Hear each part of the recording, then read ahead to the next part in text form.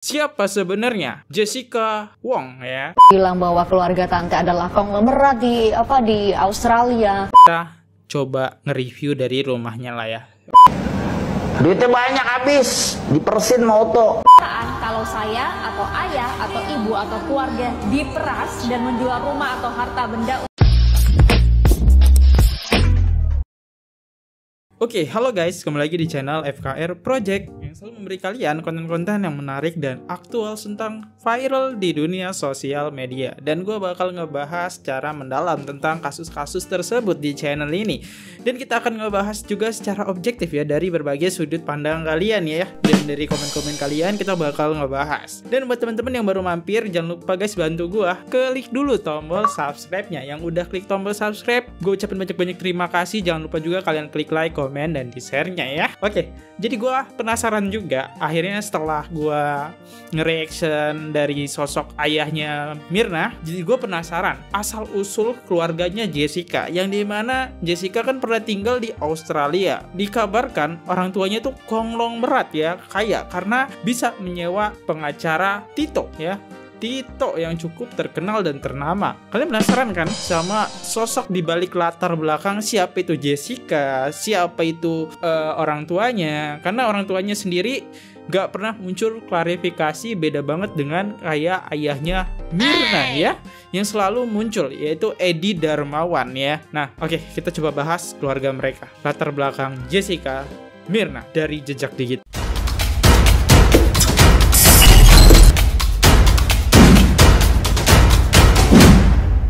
Kalian tahu gak siapakah sosok Jessica Wongso Kopi Siadina yang sebenarnya?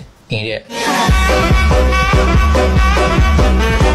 Jessica Kumala Wongso lahir di Jakarta pada tanggal 9 Oktober tahun 1988. Jessica merupakan anak bungsu dari pasangan Imelda dan juga Winardi Wongso yang merupakan keluarga pengusaha plastik untuk onderdil sepeda di Jakarta. Nah ini ya, cluenya di sini, yaitu keluarga yang punya pengusaha di bidang sepeda ya, plastik ya berarti. Oke. Tanggal 6 Januari 2016 adalah hari di mana terjadinya sebuah kasus terkenal yang melibatkan antara Jessica Wongso dan juga Wayan Mirna Salihin. Dari semua kronologinya, saya cukup salah fokus dengan minuman yang mereka pesan, yaitu kopi. Kenapa harus kopi? Kenapa nggak susu atau minuman yang lainnya? Oke, sekarang kita flashback sedikit. Jadi tahun 2005, keluarga dari Jessica ini sempat pindah ke Australia. Namun Keluarganya pindah ke Australia. Australia nggak murah dong biaya kesananya. si Jessica-nya ini harus menyelesaikan pendidikan menengahnya dulu di Jubel School hingga tahun 2008. Nah, setelah lulus dari pendidikan menengah, Jessica kemudian melanjutkan kuliah di Billy Blue College Sydney dengan mengambil jurusan desain grafis karena memang Jessica ini suka menggambar coy. Selama kuliah, Jessica ini menetap di Australia hingga kira-kira lulus tahun 2015.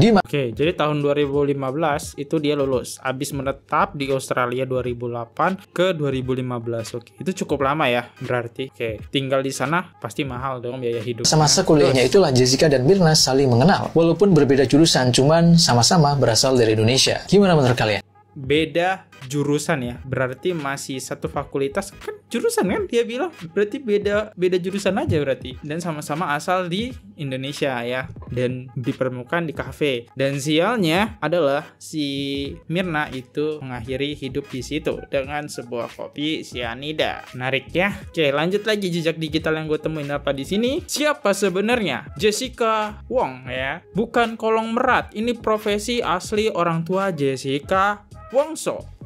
Oke, nih ya, jadi ada berita yang menjelaskan siapa dia sebenarnya. Nama Jessica Wongso kembali dibicarakan publik setelah film dokumenter kasus kopi siamida berajuk Ice Cloud. Itu tayang lah intinya ya. Nih. Dalam film dokumenter tersebut diperlihatkan kasus kopi sianida yang terjadi pada Januari 2016 silam. Melalui berbagai sisi keramaian film dokumenter tersebut membuat publik kembali mengulik soal Jessica Wongso ya. Karena kalau di film dokumenter yang di Netflix pasti adalah dari beberapa kalian yang nggak nonton tentang film dokumenter Ice Cloud itu, gue jelasin sedikit. Jadi emang di situ menjelaskan sisi lebih ke ayahnya Myrna ya. Nah, dan banyak juga di sisi film Netflix itu kecurigaan ya, karena kayak nggak ada bukti-bukti yang kuat, tapi kok bisa si Jessica Wong ini di penjara gitu kan. Kenapa nggak yang dituduh Hani? Karena kan di situ ada 3 orang ya, tapi yang dituduh cuma Jessica gitu, kayak memaksakan korbannya cuma 1, yang diusut juga cuma 1, yaitu Jessica Wong ya. Nah di Netflix itu dijelasin kayak gitu, jadi kita sebagai penonton nih punya opini baru. Oh iya ya, kita jadi paham gitu. Oh iya ya, kok bisa kayak gini ya, kok kayak gini ya. Nah gitulah ya. Dan apalagi di tahun ini jejak digital gampang banget kita dapatkan. Ini ada ini ya pengacaranya ya. Gitu. Salah satu yang dibahas adalah keluarga Jessica Wong. Selama kasus bergulir, orang tua Jessica Wong memang jarang terlihat dipublish. Jessica Wong diketahui anak bungsu dari pasangan Widarno Wongso dan Imelda Wongso. Oke, ini ya. Ini orang tuanya. Orang tuanya Cindo ya berarti ya. Cina Indo. Nah, ini ya. Ini orang tuanya nih, Cindo nih, ya. Anak dari Wirado Wongso dan Imelda Wongso. Makanya ada nama di sini tertulis Jessica Wongso ya, karena emang dari marga Wongso berarti mereka ini ya. Oke, lanjut.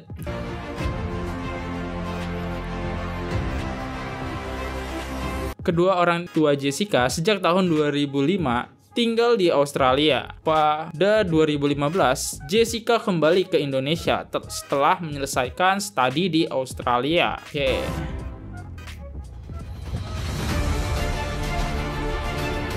Ada spekulasi liar yang muncul bahwa Jessica berada dari keluarga konglomerat. Ya tentu saja keluarga konglomerat, karena orang yang tinggal di Australia ya tentu saja tidak bisa kita anggap prema.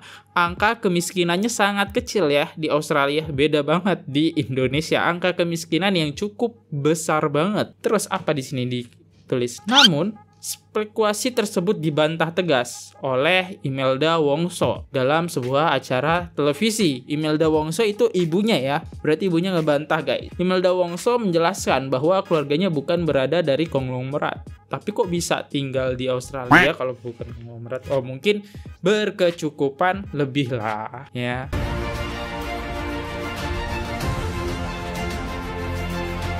Suami Widarno Wongso adalah agen plastik, bukan pemilik pabrik, seperti yang diberitakan di media. Jessica sendiri bukan wanita kaya raya yang memiliki sejumlah bisnis mentereng. Oke, berarti semua pendapat-pendapat publik itu salah ya. Karena dia hanyalah agen plastik ya. Agen plastik. Tapi berapa dulu nih gajinya ya?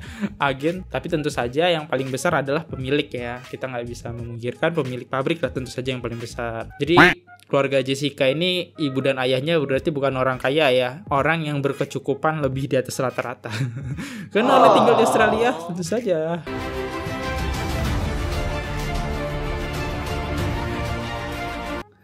Ia disebutkan hanya seorang pekerja biasa yang menerima gaji bulanan seperti pegawai pada umumnya. Dalam wawancara itu disebutkan pula alasan Widarno Wongso, ayah Jessica, tak pernah hadir di publish. Imelda menjelaskan bahwa suaminya memiliki riwayat penyakit yang membuatnya tidak boleh stres. Oke, penyakit apa ya kira-kira? Penyakit yang bisa bikin apakah pusing? Penyakit apa ya? Lanjut. Selain itu, Winardo juga sempat menjalani operasi kepala sebelum kasus kopi sianida terjadi. Oh, oke, kalau kepala oke lah ya. Berarti ini ya penyakit yang berhubungan dengan kepala. Oke, kalau kepala tentu saja kita nggak boleh banyak mikir, pusing ya. Winardo itu ini ya, ayah dari Jessica yang masih belum tahu.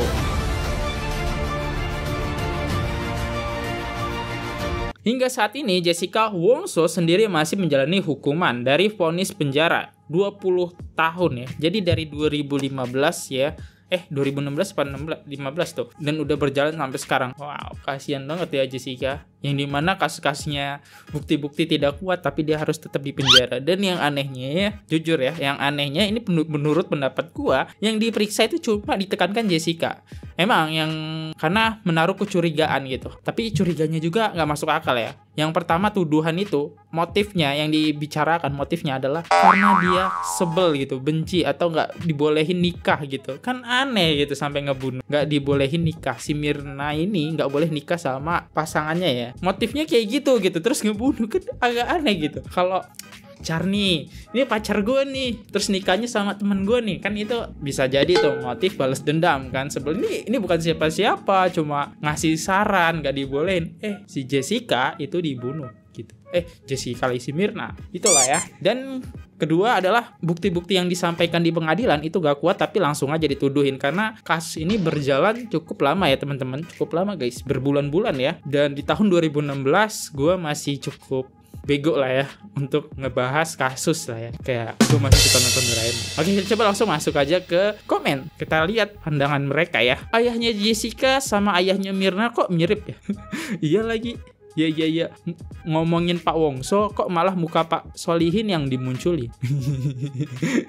Ya gak apa-apa gitu, biar masih ada sangkut pautnya gitu. Pasti berusaha kuat banget biar dilihat baik-baik aja sama orang tuanya. Oke, kita lanjut ya, next. Nah ini ya, keluarga Jessica Wong kolong merat. Oke, di wawancara ya, di wawancara pas di liputan ya. Oke, kita dengerin wawancaranya. Ada yang posting bilang bahwa keluarga tante adalah konglomerat di Australia, punya banyak duit dan lain sebagainya yang kemudian bisa membantu Jessica dalam kasus ini. Betul? Itu nggak benar. Nggak benar semua. Anak tante cuma kerja aja, semuanya kerja. Makan gaji. Kenapa Pak Winardi nggak pernah muncul? Bapaknya itu, Pak Winardi nggak mau muncul. Kita orang bukan punya pabrik. Kita orang agen. Agen plastik. Plastik. Ini yang tadi jadi ya, bukan pabrik. Yang produksi bukan kita orang. Kita hanya agennya aja. Gitu. Jadi pabriknya ada bahan apa kita nggak tahu. Bapak itu kan ada sakit. Setahun setengah yang lalu dia baru operasi kepalanya. Jadi dia nggak gitu boleh stres. Kalau dia stres nanti takut juga. Kakak-kakaknya juga udah pesen, kalau bisa papanya nggak usah tampil. Jadi nggak, kalau kita diwawancara gini kan dikorek-korek gitu. Jadi kalau dia nanti dia ngomong juga nggak bisa gitu loh. Jadi dia itu nggak mau tampil karena begitu. Jadi biarkan dia cuman berdoa aja buat Jessica. Terus kita orang juga nggak kasih. Jadi dia nggak boleh stres sama sekali gitu loh. Oke, jadi emang dia punya penyakit yang dimana kalau kita tahu di kepala ya. Jadi kata dia juga dikonfirmasi, di garis bawahi adalah dia ngomong juga susah ya. Iyalah, karena ya penyakit yang paling bahaya itu adalah di kepala pun di otak. Kayak kadang-kadang kalau kita ngomong nggak nyambung, apalagi punya penyakit ya, nggak boleh banyak pikiran. Oke, jadi karena ini ya, jadi ayahnya nggak pernah tersorot, dan yang muncul di TV selalu ibunya Jessica terus ya. Oke, jadi ini udah jelas banget ya. Oke, kita lanjut lagi, next. Jessica, jadi Oke, kita sekarang masuk ngelihat dari di tahun 2016, tepatnya di tanggal 28 Januari, itu kita bakal ngelihat dari liputan rumahnya Jessica nih. Ya, rumahnya Jessica. Ini jejak digital yang gua dapat. Wawancara eksklusif, Jessica Wong sangat yakin tidak bersalah. Ini part 1 ya. Oke. Kita coba nge-review dari rumahnya lah ya. Oke, kita lihat rumahnya. Di tahun 2016, rumah-rumahnya masih bentuk-bentuknya kayak gini ya. Kamu apa kabar? Ya baik. Baik. Baik, makasih sudah meluangkan waktu buat kita ya. Iya. Kan sekarang nih banyak sekali media yang ngerubutin kamu gitu ya. Gimana rasanya? Apalagi sebanyak pertanyaan yang... Bentar, gue potong ya. Di tahun 2016, kita bisa lihat ini rumahnya dia punya lantai 2, tangganya cukup bagus. Ini ya rumah-rumah Chinese pada umumnya ya. Kan kayak gini ya. Oke. Ya dibilang cukup mampu ya. Mungkin di atas rata-rata ya. Tapi tadi dikonfirmasi dia bukan konglomerat. Kalau konglomerat duitnya udah banyak banget ya. Oke.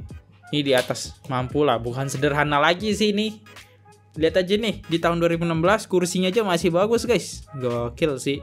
Ya. Yang berkaitan dengan kasus kehilangan dari seorang sahabat kamu. Iya. Saya selama ini merasa tertekan sekali ya. Saya dan keluarga saya merasa sangat tertekan karena emang saya tidak berbuat, tapi diperlakukan seperti ini. Diperlakukan kayak apa yang kamu? Ya, ditungguin sama wartawan di luar, waktu di pemeriksaan di Polda juga udah serasanya kayak dikeroyok gitu. Saya nggak pernah kan ada kehidupan seperti itu, jadi saya tidak biasa, tidak tahu harusnya bagaimana, takut saja gitu. Apa yang kamu takutin? Disorot kamera saya kurang begitu suka ya. Pertamanya kan saya juga pertamanya tidak mau ngomong sama media, tapi ya lama-lama saya harus keluarin suara juga lah ya, biar dengar orang masyarakat mendengarkan versi saya. Apa di beberapa tayangan di media lain juga saya lihat Anda bisa terlihat sangat tenang gitu menjalaninya. Beda dengan orang yang mungkin tertekan, ada panik atau apa, kok bisa Anda tenang sekali? Ya karena saya mencoba untuk tenang saja, kan saya memang tidak berbuat, jadi saya mau ngomong yang apa adanya seperti ini. Tapi kalau sedih ya saya sedih, tapi saya nggak tunjukkan di depan kamera saja gitu. Seberapa dekat sih kamu sama Mirna? Kamu bilang kawan lamanya dari sejak teman kuliah. Teman kuliah? Iya, sejak tahun 2007-2008 gitu ya, udah sekitar 8 tahun. Wow, berarti teman kuliah dari Australia ya, sama-sama tinggal di Indonesia. Dan kalau kita lihat jejak story-nya tadi, keluarganya Jessica itu dari tahun 2005 ya di sana. Oke, berarti udah kenal deket banget. Dan di sini gue melihat dari gaya dia bicara ya, itu bagus banget. Dan satu hal lagi, kalau misalnya dia bersalah ya, biasanya orang itu males gitu diwawancarai. Ya gue juga nggak tahu sih kalau emang dia kalau kata jaksa nih atau kata pengadilan, dia ini punya sifat yang unik gitu ya, psikopat itu sifat dia ya. Dia bisa santai walaupun sudah membunuh. Gue juga bingung ya kalau bacanya kayak gitu ya, kayak gimana gitu. Kalau panik salah, kalau tenang pun dibilang psikopat. Kadang-kadang gue juga bingung gitu, gue harus posisinya kayak gimana. Saya teman kuliah sama beliau, tapi kita nggak pernah sampai sahabat dekat yang setiap hari ngomong atau curhat dengan yang hal-hal yang mendalam gitu. Tidak sampai seperti itu. Cuma kita ya bikin assignment bareng, terus pergi makan, pergi ngopi, kalau lagi ketemuan di kampus gitu-gitu aja. Oh, tiap kamu balik ke Indonesia kamu selalu ketemu Mirna? Iya.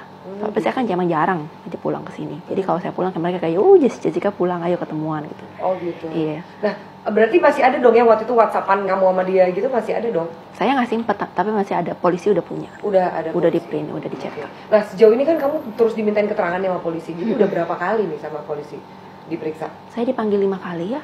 Iya. Bajir, 5 kali tuh polisi sampai sih bingung. 5 kali pemanggilan. Ya gitu lah ya, mungkin bingung ya. Dan dia pun kayak nggak ada kepanikan ya, gila ya. Gerakannya tuh kagak ada kepanikan gitu, kayak ya santai aja. Gue nggak kayak lo ngerasa nggak bersalah, ya udah santai gitu. Mentalnya udah terlatih ya. Santai aja ya. Ini chat WhatsApp gue udah gue kasih ke polisi tuh bukti-buktinya, dan kita bisa konfirmasi juga. Di sini dia bilang kita hanya teman aja, sebatas teman biasa gitu, teman ngobrol gitu ya, mana-mana bareng. Karena kan apalagi yang punya teman satu server ya dari Indonesia ya makin lengket lagi gitu. Dan di garis bawahi bahkan mereka aja nggak pernah curhat-curhatan ya, cuma layaknya temen lah ya, temen satu server gitu. Oke, coba kita lihat komentar dari kalian. Pengen lihat kondisi Kak Jessica sekarang? Masih biasa aja sih kondisinya. Itu rumah Jessica ya? Ya ini rumahnya ya. Menurut gue rumahnya cukup oke lah, kaya lah ya. Gue bilang kaya sih di tahun 2016 ya. Dan mata uang juga belum tinggi-tingginya tuh di 2016 ya. Masih oke lah ya. Tapi nggak bisa dibilang konglomerat. Kalau konglomerat, wah semuanya tuh udah megah lah kita masuk ya. Nih masih kaya standar aja gitu. Jessica bahasanya baku banget. Nah ya, kita sama loh, satu pemikiran loh Bulan ya, satu pemikiran. Nah, itu aja ya, next. Bohong besar kalau Otto tidak dibayar jadi pengacara Jessica. Enaknya Jessica itu jual rumah dan ruko. Saya tahu itu. Oke, jadi di sini ya, dia konfirmasi si ayahnya Mirna, yaitu Edi Darmawan ini, dia bilang Jessica itu bayar pengacara dengan cara menjual rumahnya dan rukonya gitu. Karena kan kita tahu nih, si Otto ini ya pengacara yang cukup terkenal gitu dan mahal. Udah terkenal pasti mahal ya. Ya dikonfirmasi sama ayahnya Mirna, bohong itu. Ya, coba kita lihat klarifikasinya ya. Saya tidak pernah dibayar 1 rupiah pun dalam kasus ini. Tidak dibayar, berarti Mirna tidak cukup kaya ya. Berarti tidak dibayar, jadi tidak mengeluarkan uang sepersen pun. Jessica ya, kok Mirna terus sih? Saya udah sampaikan berkali-kali. Emaknya sampai jual ruko, jual rumah. Emaknya siapa? Emaknya Jessica. Emang saya nggak dapet info? Duitnya banyak habis, dipersin sama Otto. Nggak dibayar. Hebat dia. 8 bulan hidup dari mana? Mau ke Alaska lagi. Dari mau ke Alaska itu sebelum Jessica terbunuh. Iya, kan mau jalan-jalan dia. Gaya dia kan main golf begini-begini hidupnya glamor. Duit dari mana? Kan dari klien. Kalau dia bilang nggak bayar, bohong Ya kan banget ya. klien itu ada yang kaya, ada yang miskin. Dia menganggap Jessica Bohong. bukan Udah orang pasti kaya. bohong. Lies. Sama. Jadi omnya tuh yang udah meninggal bohong. Ya. Otto sebagai lawyernya bohong. Emaknya bohong. Jessica-nya raja bohong. Oh, berarti ayah Mirna adalah si paling jujur gitu kan. Atau si paling tahu gitu. Dia tahu banget ya tentang pengacaranya dibayar. Oke, kita masuk ke komen ya. Silsilah, bapaknya Mirna memang dahsyat banget anjir. Semua tentang Jessica dan kehidupan Jessica dia tahu. Jangan-jangan mereka pacaran terus ditolak. Bisa jadi loh.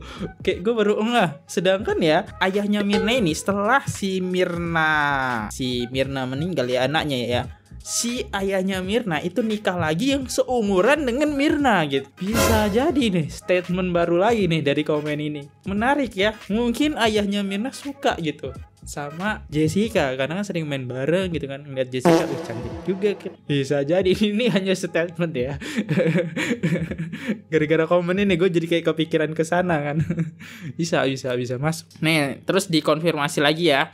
Sehat-sehat Om dan Tante, terima Rp 37 miliar untuk satu kasus. Ini 8 potret rumah Otto Hasibuan, mertua Jessica Mila megah kerajaan. Oke, ini ya. Terima 37 miliar ya. Nah ini langsung beli mobil, anjir 37 miliar.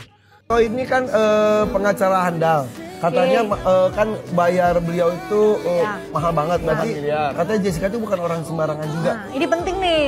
Jadi selama persidangan itu ya ada Tante Hilda Wongso, ada Om Winardi nama papanya Jessica. Jadi saya juga termasuk yang mendapat informasi bahwa mereka ini orang konglomerat dan lain-lain. Bahkan saya sempat nanya langsung, itu wawancara yang ada ditayangin ya, bahwa bener nggak? Dan saya setiap hari lihat Om dan Tante gitu ya, jauh dari penampilan kalau orang mempersepsikan tuh itu orang kaya banget. Mas Raffi lah yang kelihatan kaya.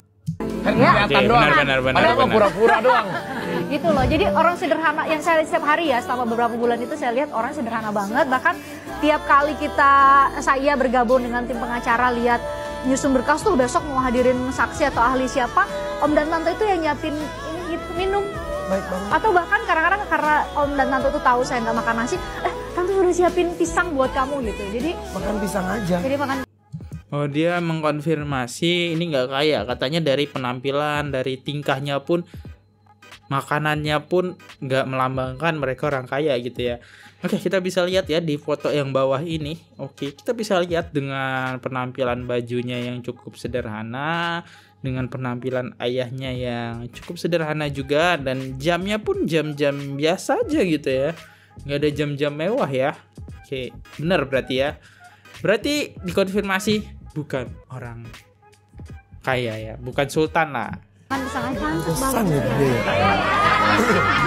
Jadi Om dan Tante tuh tiap hari mobil mereka juga sederhana banget. Jadi kalau soal ini saya udah tanya di layar dan saya juga setiap hari lihat dan bertemu dengan Tante dan Om Winardi namanya ya. Jadi enggak sih. Jadi apakah Pak Otto memberikan fasilitas dia untuk membela Jessica? Jadi ada satu statement mamanya Jessica bilang gini. Jadi Tante dan Om nggak bisa nyediain apa-apa. Jadi setidaknya Tante dan Om nyediain makanan. Jadi sediain makanan itu karena menurut informasi dari mamanya sih free. Itu yang saya ini. Tapi saya nggak verifikasi ya. Tapi menurut mamanya itu free. Makanya dia setidaknya nyiapin makanan lah buat tim yang lagi kerja bikin berkas gitu loh. Oke. Gila ya. Berarti mereka tetap konfirmasi nggak mampu buat menyewa pengacara ya. Walaupun begitu mereka tetap harus nyediain makanan ya, karena bagaimanapun telah ngebantu mereka. Oke, gila. Oke, cukup sedih banget ya. Oke, kita coba lihat deh komen. Ayah Jessica kok nggak pernah muncul ya, sekedar ngelihat anaknya gitu. Enggak, tadi udah dijelasin ya, sakit gitu. Ngeliatin kan nggak harus dipublish guys. Sedih banget nggak sih kalau beneran dia nggak salah. Gila sih, sakit banget lah anjir. Dari tahun 2016 kalau nggak salah kasus ini berjalan sampai 2023 di penjara. Baru tahu Pak Oto mertuanya Kak Jessica Mila. Oh, Jessica Mila artis ya. Haha, dia mertuanya Jessica Mila, baru tahu aku. Oke, ini dikonfirmasi juga ya sama Jessica yang berada di dalam lapas ya. Oke, kita coba dengerin ya guys dengan isi suratannya. Oke, menarik ya. Jessica Kumala Wongso dengan ini menyatakan bahwa Pak Oto Hasibuan adalah pengacara saya dalam kasus 340 KUHP sejak tahun 2016. Sejak saat itu sampai sekarang, Pak Oto Hasibuan memberikan pelayanan pro bono atau sukarela untuk permasalahan hukum ini. Jika ada pernyataan kalau saya atau ayah atau ibu atau keluarga diperas dan menjual rumah atau harta benda untuk biaya layanan hukum Pak Oto Hasibuan, maka hal ini adalah sama sekali tidak benar, kata Jessica. Dari lubuk hati yang paling dalam, saya dan keluarga mengucapkan terima kasih yang sebesar-besarnya kepada Pak Oto Hasibuan yang telah membantu dengan kerja keras, tulus hati, dan tanpa bayaran apapun. Demikian pernyataan ini saya buat dengan penuh tanggung jawab dan tanpa paksaan dari pihak manapun untuk dipergunakan sebagaimana mestinya. Jakarta, 10 Oktober 2023, Jessica Kumala Wongso. Gue gak bisa ngomong apa lagi anjir. Gue gak bisa ngomong apa lagi. Merinding gue sama Pak Oto ya. Definisi kerja ikhlas ya. Bahkan sampai sekarang masih diusut kasusnya ya. Definisi lu kerja ikhlas nih kayak gini ya. Beda kalau dibayar. Mungkin sampai sekarang ya udah gitu. Males mungkin nanganin kasus kayak gini ya. Oke, gue percaya Oto itu gak dibayar ya. Gue percaya sih. Ya ini hanya statement gue ya. Kalau gak percaya juga gak apa-apa. Kita lanjut. Bukti apa yang gue temuin lagi ya. Ini udah bukti dari klarifikasi ya. Jadi mereka itu nggak kaya gitu, yang nggak mampu membayar cara. Oke, ini pendapat ibunya yang terbaru guys. Oke, kita dengerin ya. Udah nonton di Netflix. Oke, dia kadang-kadang dilihatnya dari luar dia kuat, makanya kalau di pengadilan dia selalu salah, dia senyum salah, dia nangis salah, dia nggak senyum salah, selalu dikritik pakai kacamata salah, padahal mata dia itu kering. Dia kesiloan di Polda itu 120 hari lampunya nggak pernah mati di kamar. Terus ibu bikinin di persidangan juga silo. Ibu bikinin dia kacamata yang anti silo gitu loh, supaya matanya nggak kedep-kedep. Mata dia kering. Hanya itu, tapi disalahkan lagi pakai kacamata salah. Dia itu ada sakit matanya. Ya cuman itu aja. Ibu nggak tahan kalau ngomong Jessica, maaf deh. Iya benar. Gue juga nggak tahu deh. Ahli-ahli itu semua pergerakan Jessica tuh disalahin ya. Dia natap ke atas matanya salah, dia pakai kacamata salah, dia anteng pun salah, dia sedih pun salah. Orang sedih dibilang dia ngerasa bersalah.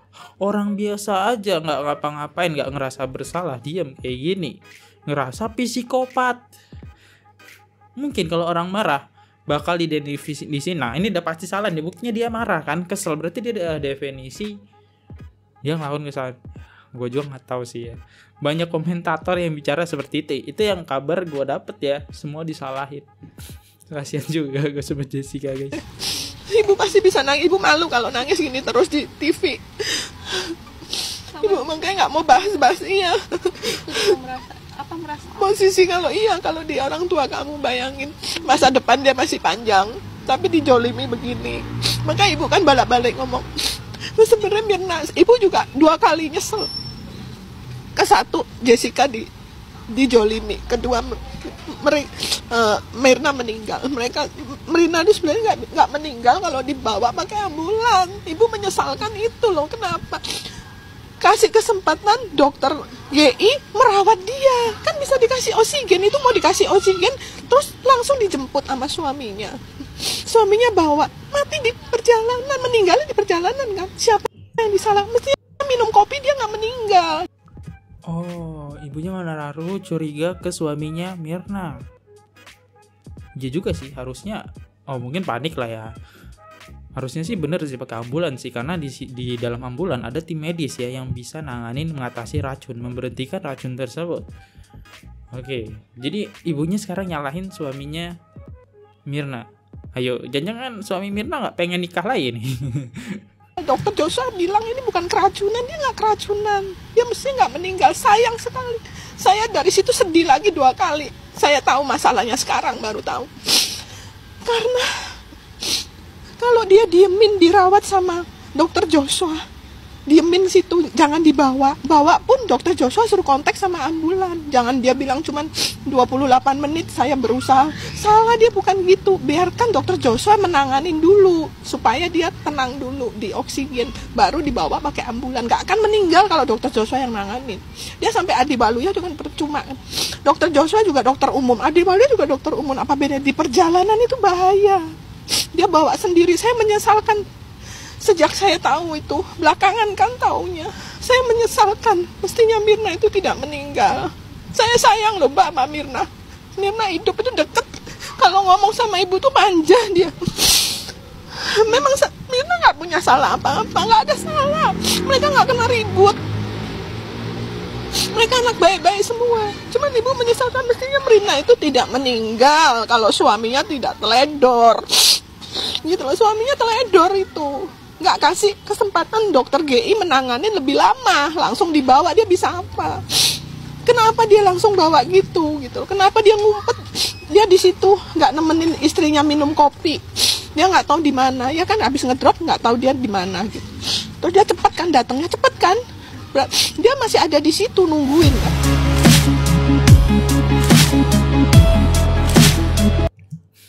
Oke, kita coba langsung masuk ke komen deh. Gue curiga sama suami Mirna. Mirna punya asuransi nggak sih? Ini kayaknya bisa jadi motif nih, apalagi baru sebulan nikah. Aku malah curiga sama suami Mirna. Berarti fix Mirna asam lambung. Anjir, kok gue baru tahu suaminya bawa Mirna. Aduh. Jangan-jangan ini kok sekarang kita ngarahnya ke suaminya ya. Dari ayahnya sekarang ke suaminya. Jangan-jangan kerja sama. Bisa jadi gitu. Siapa tahu suaminya capek dengan Mirna gitu kan. Di perjalanan dibawa. Dokter bilang ini keracunan ya. Oke, menarik ya. Ibunya menuduh ke suaminya. Makin bingung.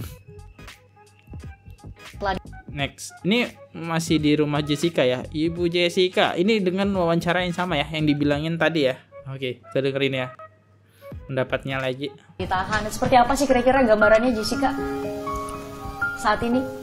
Dia dibilang baik, ya baik, dibilang enggak.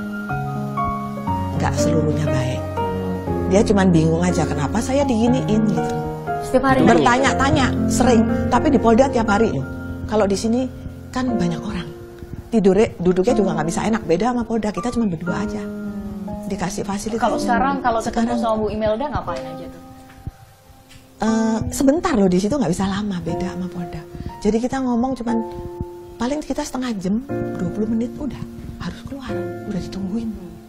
Jadi saya bawain dia makanan, dia nggak mau disuapin loh kalau di ini sekarang di Pondok Bambu. Kalau dulu di Polda saya suapin, semua orang tahanan sampai ngeliatin. Karena banyak yang lihat malu iya, juga. Malu, dia nggak mau. Kalau di Australia ada bukti, katanya ada catatan kejahatannya Jessica di Australia. Nah itulah. Emang ada.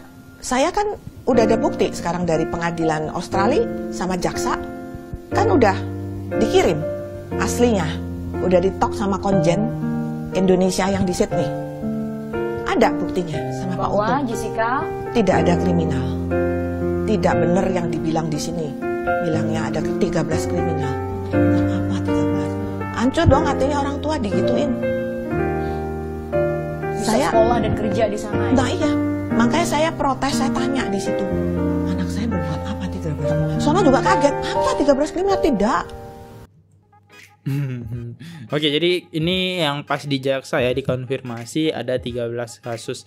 Salah satunya kasus kecelakaan di mana dia mengendarai mobil ya, yang gua tahu sih itu ya kasus yang paling terkenal. Tidak begitu kayak mereka tuh ini di sini aja dirobah gitu. Di sini juga ada kan asisten rumah tangga di sini ya. Nah itu asisten saya diamankan. Asisten saya stres, kasihan loh dia. Asistennya pun diamankan sampai stres karena dipaksa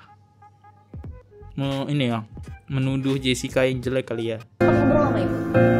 Dia selalu kalau ngobrol sama ibu, peluk ibu, nangis dulu. Udah nggak bisa ngomong, kalau udah nangis nggak bisa ngomong. Saya tahu dia mau ngomong apa. Saya bilang kamu ngomong sejujurnya. Ibu nggak pernah ajarin dia apa-apa. Ibu baru datang loh, belum sempat bicara sama dia, baru datang dari Sydney. Dia udah dipanggil terus ke Polda, dijemput sama polisi dari rumah. Memang celana yang dibuang itu seperti apa sih? Ibu tahu nggak? Nah ya, celana yang dibuang itu seperti apa tuh?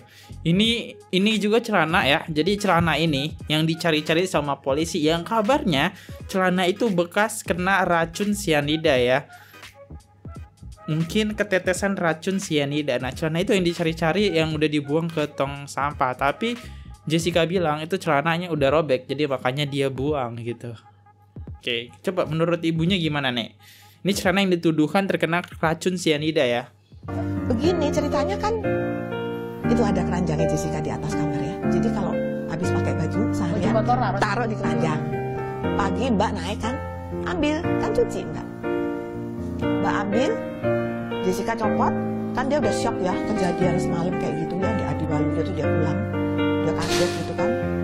Papanya cerita, ini kan nggak tahu, dia juga nggak pernah punya nama itu. Terus bajunya diambil, satu setel itu Mbak cuci udah direndam. Begitu direndam Mbak, semua udah direndam. Mau dicuci, mungkin dijereng begini kan, mau disikat apa diucek, nggak ngerti deh. Dia bilang robek. Terus dia dari situ naik ke atas laporan, non ini celananya robek. Oh, jadi celana itu dikasih tahu sama pembantunya ya? Nah dia kan masih sedih dari semalam. Ya dia iseng aja ngomong, ya udah kalau robek dibuang aja. Nggak salah dong. Lagian celana itu udah lama, dari Australia dibawa, itu celana udah lama. Lah kalau celana udah robek bukan jahitannya kan nggak bisa dijahit. Ya udah buang aja. Habis bilangnya apa? Dia juga lagi stres. Coba mbaknya kalau bilang, nggak usah bilang robek, udah aja cuci terus gosok ya. Kan baju nggak ada laporan robek apa-apa kan. Jessica juga nggak suruh buang. Bukannya Jessica ngotot harus dibuang, ulang copot ini buang ya spesial. Tidak, udah direndam. Tapi kemudian dilihat dia mau ngucek atau mau nyikat, baru diminta buang. Baru dia kelihatan, baru dia naik kasih tahu.